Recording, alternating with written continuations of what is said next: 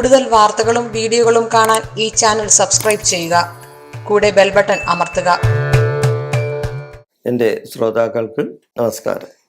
ഞാൻ ഇവിടെ പറയാൻ പോകുന്ന വിഷയം, കടം മാറി സമാധാനം കിട്ടാൻ എന്ത് ചെയ്യണം. ഞാൻ ഈ പറയുന്ന കാര്യങ്ങൾ ചെയ്യണം. കടം മാറി സമാധാനം കിട്ടണം, ഇല്ലേ?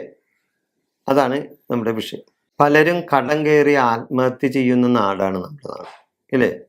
എത്രയോ കുടുംബങ്ങളാണ് ഈ ധനപരമായ ബുദ്ധിമുട്ടുകളും പ്രയാസങ്ങളും അതുകൂടാതെ കടം കയറി ഒക്കെ ഒരുപാട് പേര് ദുരിതങ്ങൾ അനുഭവിക്കുന്നു. പിടിച്ചു നിൽക്കാൻ കഴിവില്ലാത്തവർ ആത്മഹത്യയിലേക്ക് കുടുംബത്തോടെ ആത്മഹത്യ ചെയ്യുന്നുണ്ട്.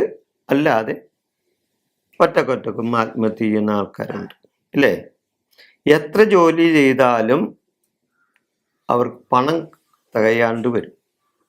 എത്ര കഠിനമായി ജോലി ചെയ്താലും അവർക്ക് പൈസക്ക് ബുദ്ധിമുട്ടായിട്ട് വരും. ചിലവർ കുറി വിളിക്കും, ചിട്ടി വിളിക്കും കടം മാറാനായിട്ട്. അപ്പോൾ കൂടുതൽ കടങ്ങളിലേക്കാണ് അവർ പിന്നെയും ചെല്ലുന്നത്. പലിശക്ക് കടം വാങ്ങി കാര്യങ്ങൾ നടത്തും. അത് കൊടുക്കാൻ പറ്റാണ്ട് വരുമ്പോൾ വീണ്ടും ഇത് കടം കയറി വരും. ചിലർ വസ്തുക്കളുണ്ടെങ്കിൽ വസ്തുക്കൾ വിൽക്കും, ഇല്ലേ? വസ്തുക്കളുണ്ടെങ്കിൽ കടം മാറട്ടെ എന്ന് കരുതി വസ്തുക്കൾ വിൽക്കും. വസ്തുക്കൾ ഇല്ലാത്തവരെന്ത് ചെയ്യും? അപ്പോൾ അവർ വല്ല കൂട്ടുകാരോടോ മറ്റുള്ളവരോടോ അല്ലെങ്കിൽ പലിശക്കോ ഇതുപോലെ പൈസ, നേരത്തെ ഞാൻ പറഞ്ഞ പോലെ പൈസയൊക്കെ മേടിച്ച് അവരും കാര്യങ്ങളൊക്കെ നടത്തും. എന്തൊക്കെ ചെയ്താലും പിന്നെ വീട്ടിലിരുന്ന് കൊണ്ടുവന്ന ആധാരം കൊണ്ടുവന്ന് അത് ബാങ്കിന് കൊണ്ടുവന്ന് കൊടുക്കും, അവിടെ പണയപ്പെടുത്തും. കാരണം കാര്യങ്ങൾ നടക്കണമല്ലോ. അപ്പം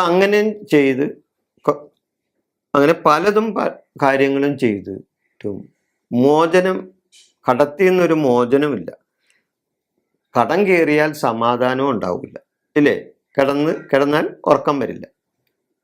അപ്പോൾ അങ്ങനെയൊക്കെ വരുമ്പോൾ സമാധാനം കിട്ടാണ്ട് കടം കയറി മുന്നോട്ട് നീങ്ങാൻ പറ്റാണ്ട് വരുമ്പോൾ അങ്ങനെയുള്ള ആൾക്കാർ ഞാനീ പറയുന്ന കാര്യങ്ങൾ ഒന്ന് ചെയ്തു നോക്കും, അതിന് പരിഹാരമാവും എന്നാണ് എനിക്ക് പറയാനുള്ളത്.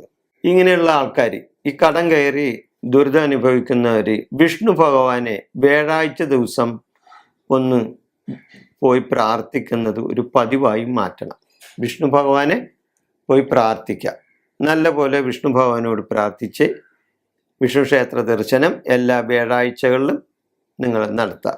അതൊരു ദിനചര്യയാക്കിയിട്ട് മാറ്റണം. അതായത് ശ്രീകൃഷ്ണന്റെ ക്ഷേത്രത്തിൽ 7 പക്കപ്പിറന്നാളിന് നാണയപ്പറ നടത്തണം. അവിടെ നാണയപ്പറ 7 പക്കപ്പിറന്നാളിന് കൃഷ്ണക്ഷേത്രത്തിൽ നാണയപ്പറ നടത്താം.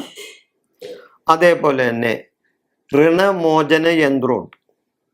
ഋണമോചന യന്ത്രം എഴുതി ധരിച്ചാൽ നിങ്ങൾക്ക് ഈ ദുരിതത്തിൽ നിന്ന് അല്ലെങ്കിൽ കടം കയറിയുള്ള ആ ദുരിതത്തിൽ നിന്നൊക്കെ നിങ്ങൾക്കൊരു മോചനം ഉണ്ടാവും. അപ്പോൾ ഇത്രയും കാര്യങ്ങൾ നിങ്ങൾ ചെയ്യാൻ തയ്യാറായാൽ അത് വളരെ നല്ല കാര്യമാണ്. ഈ വിഷയം ഞാനിവിടെ അവസാനിപ്പിക്കുന്നു. നന്ദി, നമസ്കാരം.